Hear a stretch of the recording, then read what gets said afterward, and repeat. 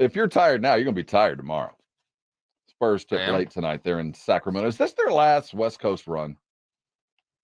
That's a good question. I hope so. I'm tired of these late ones, and this one matters.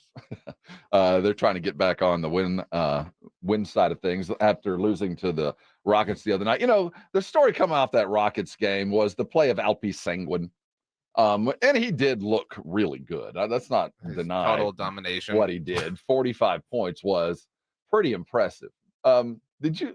And I want to give credit to James Pledger for actually sending this out, because as a Rocket, devotee, I think he's as much a Spur fan as anybody. But he is a Rocket fan at his heart of hearts. He sent some numbers that were a little bit deeper into what Alpi did. And while he did get 45, most of it was not on Wemby. It was still a bad night for Wemby. Oh, no, I'm not going to take away from it, but for the most part, what he did was on other dudes. And when Wemby was on him, he was blocked several times. He was well under 500 shooting. It was an extraordinary performance, but it was done on Zach Collins and others for the most part. By the way, just to answer your question, this is the last West Coast trip. Spurs are at Golden State on Saturday night, and then we won't see them on the West Coast again until next season. So good riddance to all those guys. They're going to do it without Wemby. They've already announced it. He was a game timer for Houston and valiant in his effort to come back. Let's give him some credit. Most of these guys have given a night off. We'll take it as quick as possible. Didn't. And looked tired, and in so doing, we thought it was a shoulder that was slowing him down, but evidently in the second quarter in the Rocky game, he's rolled his right ankle and will be out tonight.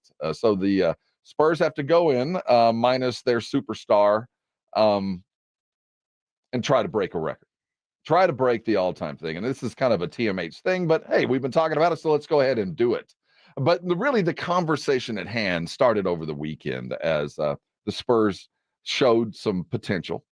The Nationals started looking, and when you start looking at the Spurs, the numbers that Wemby has thrown out this season are starting to be discussed in terms of award worthy. Rookie of the year, I think, is already in the bag. But then we start talking defensive player of the year.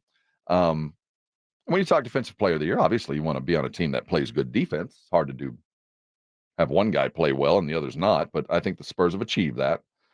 Sean Elliott, who's got his own vested interests, certainly was asked about Victor's worthiness for the Defensive Player of the Year award, and these are Sean's thoughts. Look at the blocks and the steals compared to Rudy Gobert. Who's the favorite? We're in a league where reputation matters. Victor, to me, has made a bigger impact on the defensive end than anybody else in this league. That should be your Defensive Player of the Year. Not only does he lead in those statistical categories, but if you watch the tape, all you have to do is watch the film. Numerous penetrations, guys end up throwing the ball out. They're not challenging him as much because they know his reputation. They know that he's a phenomenal rim protector. So even if he was below Rudy Gobert, or Anthony Davis statistically, his impact defensively is much greater than anybody I've watched all year long. Sean Elliott talking about Victor. Now, we had a terrible game, so it's difficult to discuss his worthiness to a Defensive Player of the Year with a day and a half after he gave up 45, or at least the guy who's shared the same position on the court scored 45 points. And he's had that happen to him with Embiid before. I mean, he is 19, and you can't be a great defender if at some point you've given up 40 points more than once in a season. But, I mean, here we sit. He's a unique case.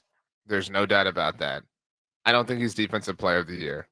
I think he's well on his way to, establishing complete and total ownership of there. There are going to be several times where he doesn't win it just because of attrition. People are going to say, we just, it's kind of like the LeBron MVP thing or the Bill Belichick Coach of the Year thing. Like you could give it to them every year. You know what I mean? Mm-hmm. People don't because of whatever. He'll reach that level on that status, but while there are incredible, overwhelming metrics that support what he does defensively,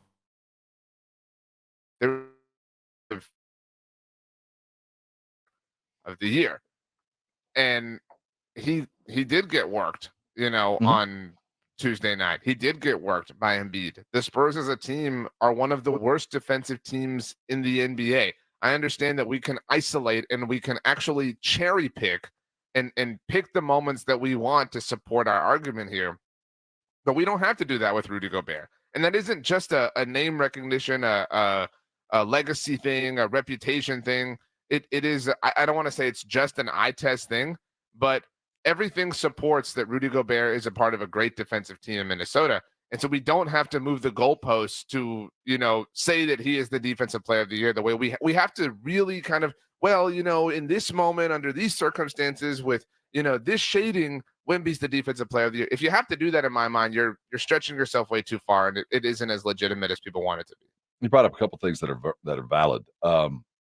Back in the day when I was working with the Spurs and did their pre and post game, you got Tim on your team. After a while, we had to come up with a new designation: player of the game, not named Tim. Right. Because every night, and Wemby, I think that applies.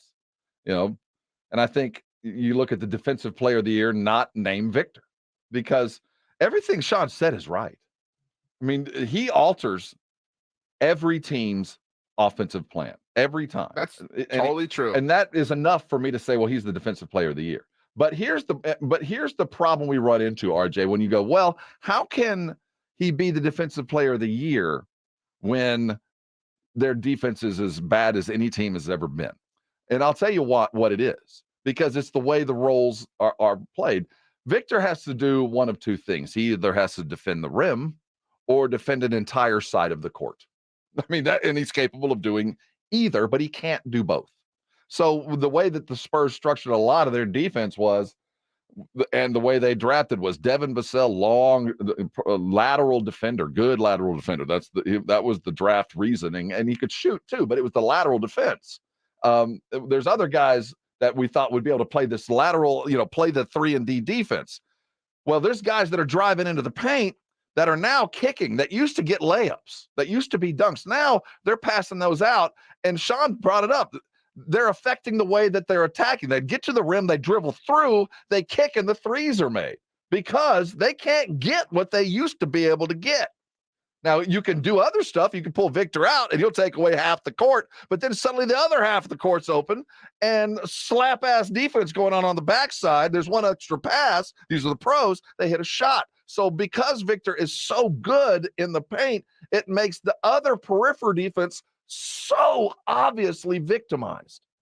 So Pop's like, how do I go one way? But okay, and you go, well, he doesn't compare to Rudy Gobert. Well, how do you want to compare? Is it blocks? Because he outblocks him, has more blocks.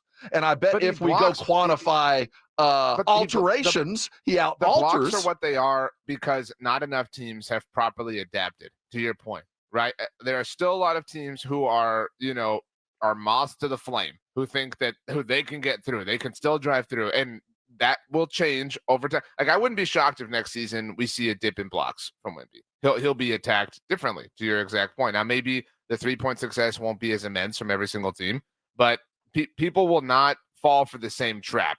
There's still a newness and a learning curve, obviously. There are some people that challenge him and that have success, like Alpi did the other night, like Embiid did. That's not to say that he's going to win in every circumstance that's identical to that, but we can't act like just because he's, I don't even want to say great, but elite at that one thing, that makes him defensive player of the year. It's an overall game. And that's where the argument ultimately kind of lands, is the overall defense that Wemby is a part of. He is exemplary at certain defensive things. But if that leads to you being weak, incredibly weak, all-time weak, to your point, at other defensive things, then you can't win defensive player of the year. Joshua Jimenez, with a great point in the Brigade Bar, says, if you have multiple games where you give up 40 and your team constantly gives up 130, you can't win defensive player of the year. And again, I agree with that so much, because if you have to twist and turn your way into, almost convincing yourself that Wemby deserves defensive player of the year, then he's not defensive player of the year. Look, okay, but see, the thing is, it's not defensive player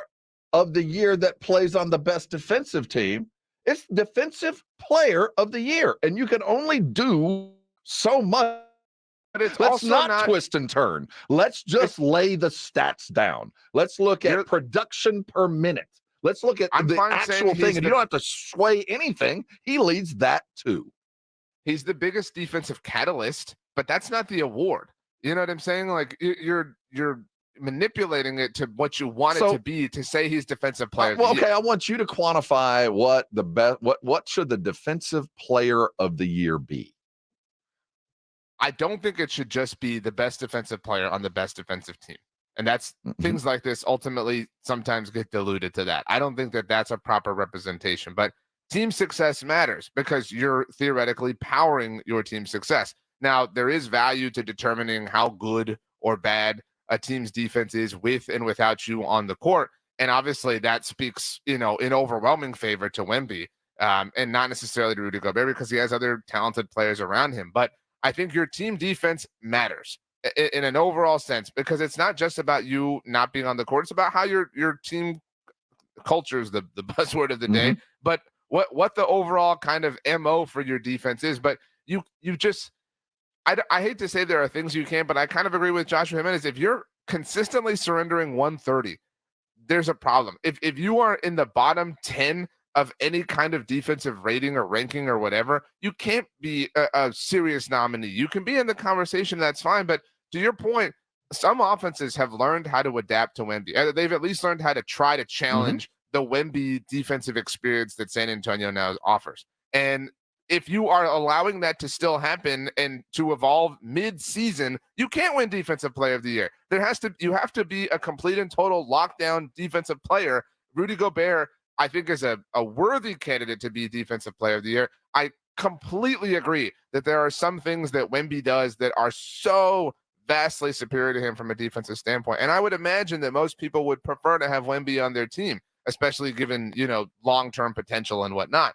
But right now, where we're at in this current moment with how bad the Spurs defense is, sometimes with Wemby on the floor, Wemby is not the Defensive Player of the Year, and that's okay. They are going to rewrite the rules or make the standard a little bit different for a guy like Wemby. And I think Woj was right that eventually it will be Defensive Player of the Year, not named Victor. But it won't be because his defense has gotten any better. It'll be because he's, progressed, but it'll be because the rest of the team's gotten better. And it'll reflect the kind of defense that Pop wants to play. And he'll be the anchor to that. And I agree with the entirety of the argument. And it is validated by you can't be Defensive Player of the Year if you give up 40 points to somebody ever. Because if you're not a great team defender, you better be a great on-ball defender. And if somebody got 40 on you. But I do want to say that there are limitations to what Victor's dealing with. And some of those are self-inflicted. Like last night against Houston, Wemby only played 31 minutes, which was a little bit more than normal, right around in there. Sengun had 38 minutes. So there are times when Wemby's only playing half the game, though he is listed as the defender on a starter who's playing 10 or 15 minutes more a game because that's what they do. So a lot of the points, even though he gave up as a defender to Embiid and to Sengun, really, he only gave up a few. Sengun only shot 11. He was, let's see here. When he was against Wemby, he was 9 of 17. So, over 500. But he was blocked 5 times. He blocked his shot 5 times. He went 11 of 15 from everybody else. Sengun was on fire. But when Wemby had him, he sent it back 5 times. So we can look at the totality of a game and go, well, Wemby, he was playing Embiid. Well, Wemby only played like 27 minutes and on his own also got a triple-double. And, he gave up 45, but only half the game was he on him. But we're going to say he guarded him every second of the day. See, the argument isn't that just because Wemby isn't Defensive Player of the Year, that he sucks or that there are awesome defensive moments. And that's where this truth gets lost with some Spurs fans is they act that, like if you're saying he's not Defensive Player of the Year, you clearly think he's trash. That's not the case. To your point, in a game that he got worked a lot, he wasn't responsible for 100% of the working that took place. But in a game where he got worked a lot, he still won a lot. But if you're getting worked on a consistent basis, right, somewhat semi-frequently, you're not Defensive Player of the Year. And for the most part, he towers over everyone and he dominates everyone. But he has gotten worked on a semi-frequent basis. And it's okay that means he's not Defensive Player this year. He will win so many of these that it will make up for it. Yeah, Dan Marino would have won a Super Bowl. I mean, you'll get back. And let's say Friend of the show, semi-frequent. Dan Marino. Yeah, if you to say semi-frequent, it's happened a couple of times, and both times to one guy. You but one held to this an week to MVP. the fire Oh, after no, you I was got mad roached at by it, and Embiid. I was, and everything you're saying is right. And I also know that these awards are also won on reputation, and he doesn't have a rep yet. It's growing. Everybody's afraid of him now, and if I'm a voter and I'm sitting in Utah and I'm looking at whether it's Gobert or whatever, and I go, well, last time I saw Wemby on TV, because it hadn't been often enough, he got roasted. So I can't vote for him. And I get it. But I will tell you, person for person, man for man, pound for pound, minute for minute, he's the best defender in the NBA right now. Because not only does he block the shots, but he can defend 2 more positions than Gobert could ever dream of. And he can help in ways that Gobert never could, because he is so far more mobile than Gobert ever was. And when we look at old defensive players of the year like Mark Eaton and Manute Bold, and you go, all they had to do was block shots, and we handed it to them like, oh my goodness, you're such a great defender. And they didn't do anything else on the court. So if I'm Wemby, I kick back and go, yeah, I'm 19. I got you all eventually. But right now, it's me, right? It's me. I don't buy into the reputational argument here. However, there will come a day, and we should all remember this context when it does, where Wemby will win a Defensive Player of the Year that he may not totally deserve, but because his reputation will have been built and built and built by then. So, like I said, he will make up for it, and the team's success at that point will be enough to carry him, in a season where he isn't as individually dominant as he may have otherwise been in another random season where he did win it. I don't want to say of his own merit and act like he's going to win it on a non-merit based, sort of platform. But my point is, there will be a day like Rudy Gobert this year.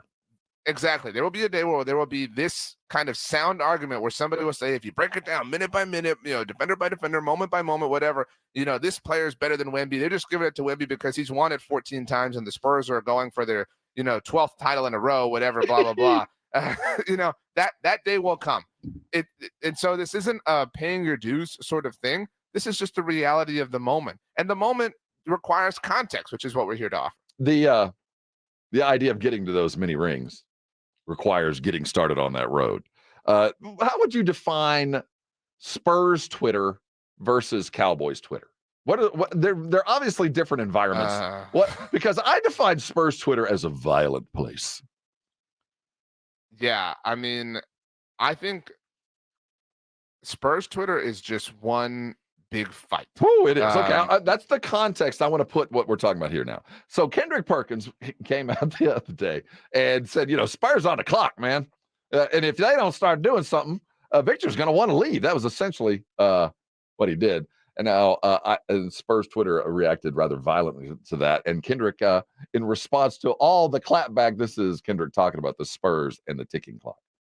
And look, I know a lot of trolls out there got their feelings about some things I said on NBA Today about the Spurs being on the clock, but it's the truth. Because let me tell you something. Victor Wembanyama, I strongly believe in the next 3 years is going to be the best player in the NBA on both ends of the floor. This young man, he wants to win, and he wants to win now. And so you got to respect that. And when you look at Greg Popovich and you look at the San Antonio Spurs, look at what Wemby is playing with right now. I mean, to be honest with you, we could go out there and play alongside Wemby and have the same record right now. Okay. They have to upgrade. They have to upgrade the personnel around this young man. And look, he has made this an attractive place. Kendrick Perkins, in reaction to the first time he was talking about the clock ticking, he's right. Everything he said is right. He's absolutely correct. I'm not mad at him. I like this comment from John Dyer in the Brigade Bar. Says Cowboys Twitter is more mature than Spurs Twitter. I wouldn't go that. I just don't think they're quite as violent. Well, I think that Spurs Twitter is still new at handling controversies among one another. You know what I mean? Cowboys Twitter is Bane. You know what I mean? Like Cowboys Twitter was born in this. You know what I mean? Like they know nothing else. Like it is, they're so well accustomed. Every day there is a new thing popping up on Cowboys Twitter. When it's a different kind of Hunger Games mentality in Spurs Twitter. It's it's a different frontier. As we try to break the record tonight, as we try to skin on the wall for this season. It doesn't appear that the defensive player of the year is going to be imminent. They're going to have, so we got rookie of the year and the first team to ever go 121 consecutive games with 20 assists or more. It can happen tonight against a Sacramento team that they got to start finding their depth. It's time, and they're starting to see it. We saw De'Aaron Fox last night. This is a team that has to start getting where we thought they were going to be, and they haven't been. It's not going to be easy, but evidently 20 assists doesn't matter, and it's pretty easy. So, do you think that at any point today it will be said between any two people affiliated with the Kings, we can't let them get 20 assists? Do you think any two people, any two people who get paychecks from the organization, any two people will say, we better not let this happen? I don't think anybody outside of our small demented morning crew has any idea that this is about to occur. So we alone will celebrate with champagne or great anger after all this effort tonight. I would figure about 11:30. So I will ask if we do. Do you have a bottle of champagne ready? No, I'm going to be fast asleep. I'm going to be far away and hope that. No, you know what? I would. We're going to go honking. We're going to go honking, dude. And celebrate. The Spurs will go at it again tonight without Victor. He will be out with a rolled ankle, and as they head toward Golden State next in this last, thank goodness, of the West Coast roadies. We'll get a little bit more sleep as we move on because everybody listening now knows exactly of what I speak. The rest of the injury situation, I don't think we got anything other than Victor going to be sitting out. The usual suspects will also be out. We're going to get it done. I'm feeling really good. I'm feeling very comfortable that it's actually going to happen. What I'm not comfortable that's going to happen is a contract with Dak Prescott anytime soon. Did you hear Mother Football on yesterday? On her birthday, by the way? Yeah, I saw her. Taking in the birthday wishes. I wished her happy birthday. Said, great job, Aggies, getting that dub on Tuesday night. And then last night, got another one. Took down Mississippi State. Coming back, Dak talks. Have they happened? Will they happen? Are you worried that they will or won't happen? But evidently nothing has happened. And that's where we're standing.